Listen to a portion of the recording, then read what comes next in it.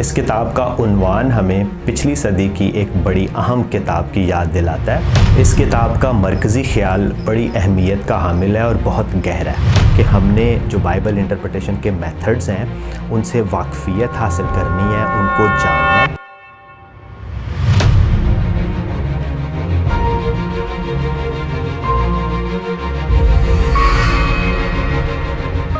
فروغ مطالعہ کی آج کی ویڈیو میں آپ سب کو خوش آمدید۔ آج میں میئر کرسچن ہرمینیوٹکس کتاب کا ریویو پیش کروں گا جو کیون وین ہوزر نے تحریر کی ہے۔ کیون وین ہوزر ٹرینٹی ایونجیلیکل ڈیوینٹی اسکول میں تھیولوجی کے پروفیسر ہیں اور یہ کتاب پچھلے سال اکتوبر میں شائع ہوئی ہے اور اپنی کیٹیگری میں یہ کرسچینٹی ٹوڈے کی رینکنگ کے مطابق نمبر 1 پہ ہے، اور میری رائے کے مطابق بھی یہ کتاب ہائیلی ریکمینڈڈ ہے اور یہ کتاب علم اور بصیرت سے بھرپور ہے۔ اس کتاب کا عنوان ہمیں پچھلی صدی کی ایک بڑی اہم کتاب کی یاد دلاتا ہے، سی ایس لوئس کی میئر کرسچینٹی۔ جب سی ایس لوئس نے میئر کرسچینٹی تحریر کی تھی تو اس کا مقصد کرسچینٹی کے اسینشل ڈاکٹرنز کو پیش کرنا اور ان کا دفاع کرنا تھا۔ بالکل اسی طرح کیون وین ہوزر میئر کرسچن ہرمینیوٹکس میں جو بائبل کی تشریح ہے اس کے بنیادی اصولوں کو پیش کرتا ہے اور ان کا دفاع کرتا ہے۔ اس کتاب کا مرکزی خیال بڑی اہمیت کا حامل ہے اور بہت گہرا ہے۔ یہاں پہ کیون وین ہوزر یسوع مسیح کا چہرہ تبدیل ہونے والا جو واقعہ ہے اس کی تفسیر کرتے ہوئے جو نتیجہ اخذ کرتا ہے اس کا اطلاق وہ کتاب مقدس کی تشریح کے اصولوں پہ کرتا ہے۔ یہاں پہ وہ خاص طور پر جو قدیم مصنفین ہیں ان کی تفسیروں سے استفادہ کرتا ہے، خاص طور پہ جیروم کی کمنٹریز کو یوز کرتا ہے اور دیکھتا ہے کہ کس طرح سے جیروم کتاب مقدس کی تشریح کو تشبیہ دیتا ہے خداوند یسوع مسیح کے چہرے کے تبدیل ہونے سے۔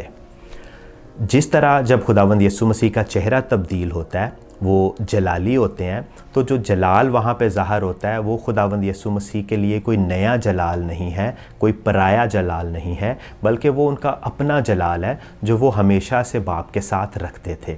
بالکل اسی طرح جب ہم کتاب مقدس کی تشریح کرتے ہیں تو جو لفظی معنی ہے اس میں ہم کوئی اضافہ نہیں کرتے، بلکہ جو روحانی معنی ہے، تھیولوجیکل معنی ہے، وہ ہمیشہ سے اس لفظی معنی کے ساتھ موجود ہوتا ہے۔ یہ کتاب 3 حصوں پر مبنی ہے۔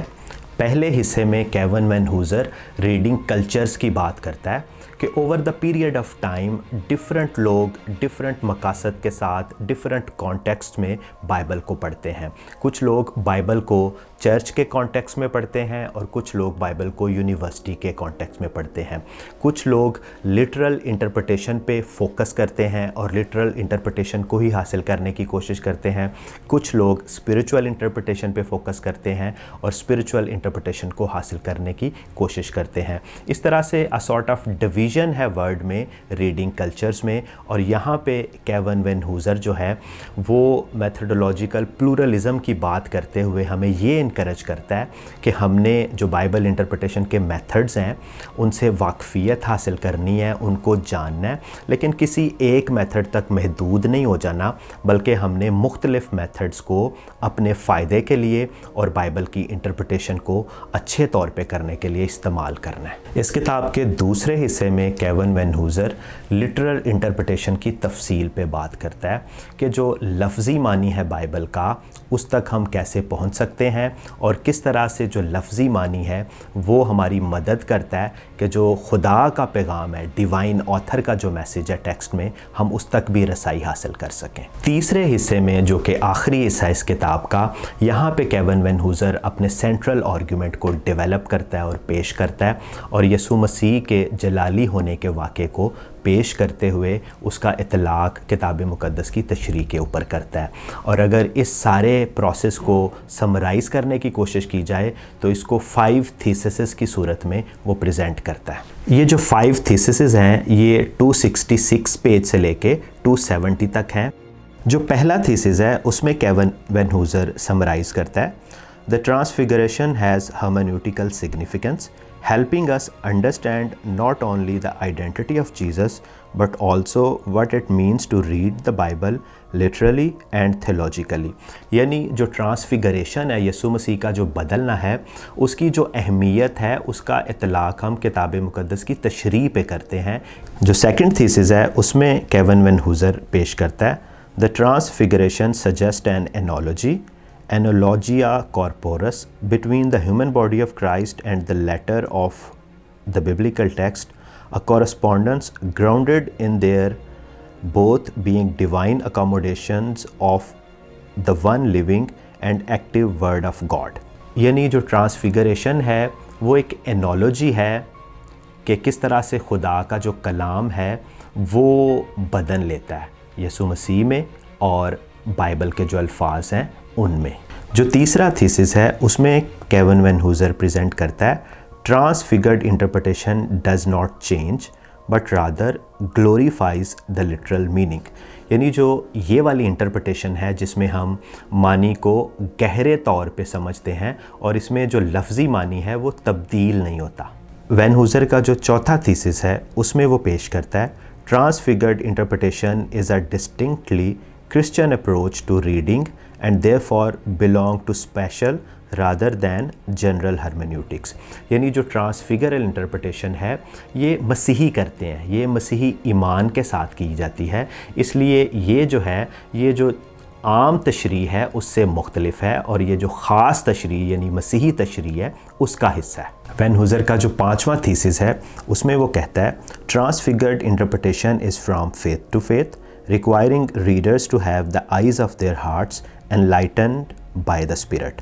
یعنی جو ٹرانسفیگرڈ انٹرپریٹیشن ہے یہ ایمان سے ایمان تک ایک سفر ہے اور اس میں جو پڑھنے والا ہے اس کا دل خدا کے پاک روح کی روشنی سے منور ہے.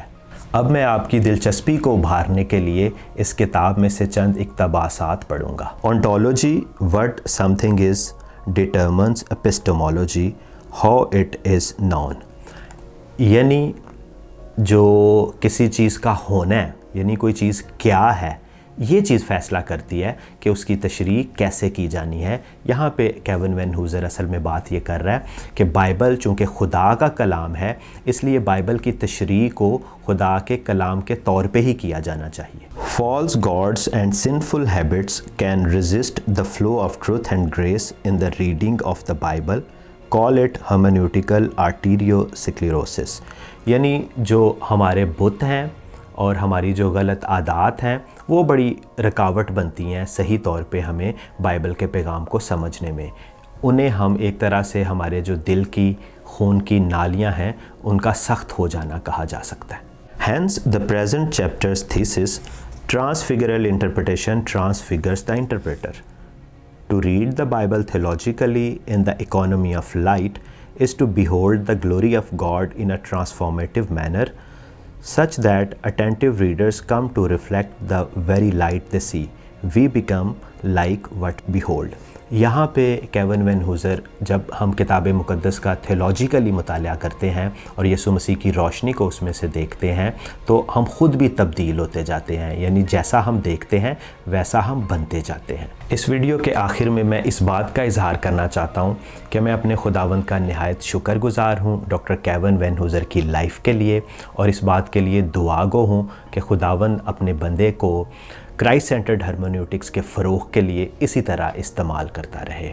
آمین. مجھے امید ہے کہ آپ کو آج کی ویڈیو پسند آئی ہوگی.